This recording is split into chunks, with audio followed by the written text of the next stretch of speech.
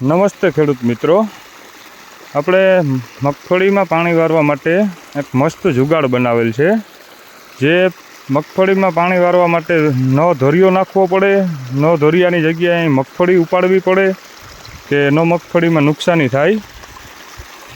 આ 20 ફૂટની લાઈન આવે ફુવારાની, એમાં 10 હોલ કરી ને 1.5ની પીવીસીના લાઈનના કટકા બેહાડેલ છે, જેનાથી કોઈ પણ પાટલું વધુ આગળ હોય પોગી જાય, એને ધીરું કરવું હોય તો આ રીતના આને અંદર ધક્કો મારી દઈએ એટલે પાણી ધીરું થઈ જાય ને કોઈ મોર આગળ થઈ જાય તો આમ વધઘટ કરી શકીએ. આ રીતના 24ની જારીનું વાવેતર છે એટલે 10 હોલ થયા.